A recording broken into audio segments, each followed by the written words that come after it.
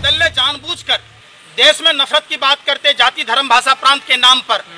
इन दलों को इतनी औकात नहीं है कि प्रधानमंत्री जी से सवाल पूछे कि पुलवामा घटना हुई, पुलवामा में जो कार थी, वो कार में जिसमें 300 किलो RDX था, वो कार किसकी थी? गलवान घाटी चाइना कैसे कैप्चर किया? आज जो आप निजीकरण कर रहे हैं, देश का भविष्य क्या होगा? हमारे आने वाली पीढ़ी का क्या होगा?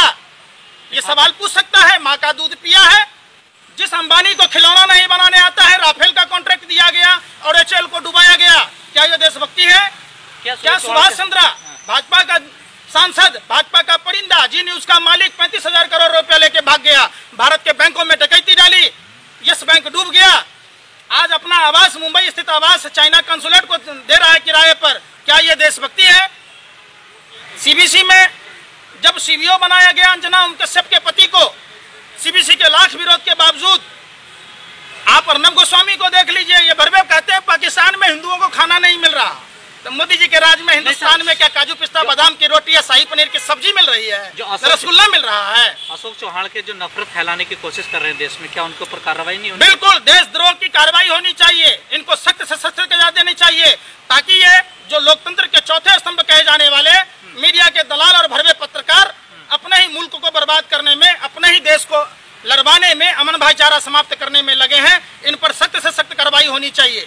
सर वो कह रहे हैं कि जामिया के जो छात्र जो पास करके नौकरी लगते हैं वो जिहादी हैं, तो सर वहाँ तो हिंदू भी पढ़ते हैं, तो हिंदू भी जिहादी हैं सर? ये किसी के सगे नहीं है, असली जिहादी, असली भारत के जयचंद यही लोग हैं, यही टुकड़े टुकड़े गैंग के लोग हैं, यही देशद्रोही लोग हैं। जयशंकर भी तो वहीं से पढ़े हुए हैं, निर्मला सीतारमन पढ़ी हुई है, तो क्या ये सब देशद्रोही हैं?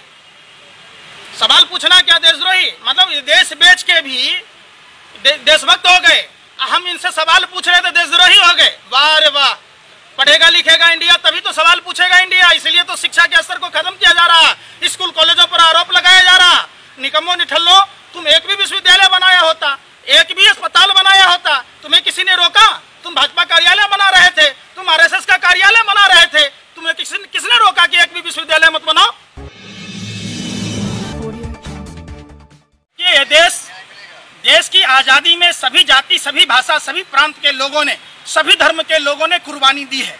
ये देश सबका है, ये देश ये सावरकर के गोरे अंग्रेजों की नाजायज औलादों का नहीं है जो अपने मर्जी से चलाएंगे। कौन कपड़ा पहनेगा, कौन चंदन करेगा, कौन सा भाषा इस्तेमाल करेगा, कौन सा व्यंजन खाएगा, ये लोग तय करने वाले कौन होते हैं? ये देश इनके बाप की बपौती है। धरने को दिया बंदूक हो गए हवलदार, गीले चावल में क्या थोड़ी सी शक्कर मिल गई, ये लोग खीर समझ बैठे। देश की भोली भाली जनता ने इनको शासन सत्ता क्या दिया, ये अपने देश को अपने बाप की जागीर समझ बैठे। ये देश बाबा साहब अम्बेडकर के संविधान से चलेगा।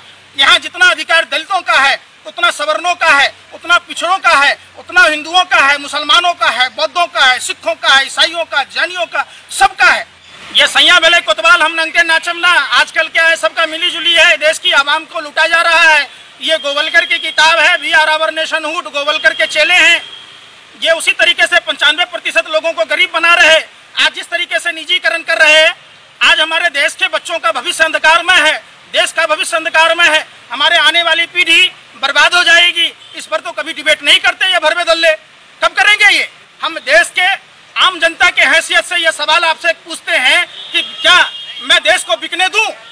क्या मैं खुदीराम बोस, भगत सिंह, सुभाष चंद्र बोस और तो सुनिए, देश में जो शहादत देने वाले लोग हैं, जिसने देश को आजादी कराई, क्या मैं भी चुप रहूं?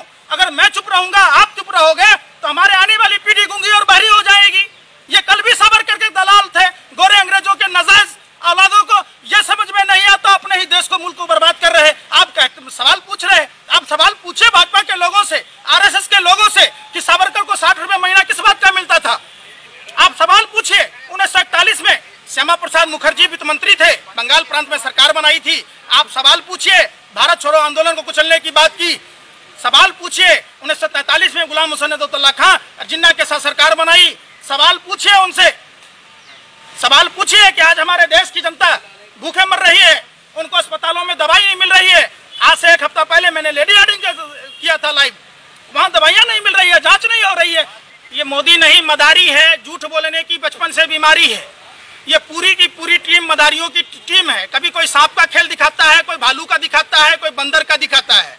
इनके कैलाश विजयवर्गीय कहते हैं कि पोहा खिला के जानिए कि कौन बांग्लादेशी है। एक दिन नरेंद्र मोदी जी की माँ पोहा खिला रही थी, कह रहे माँ जल्दी कर लो।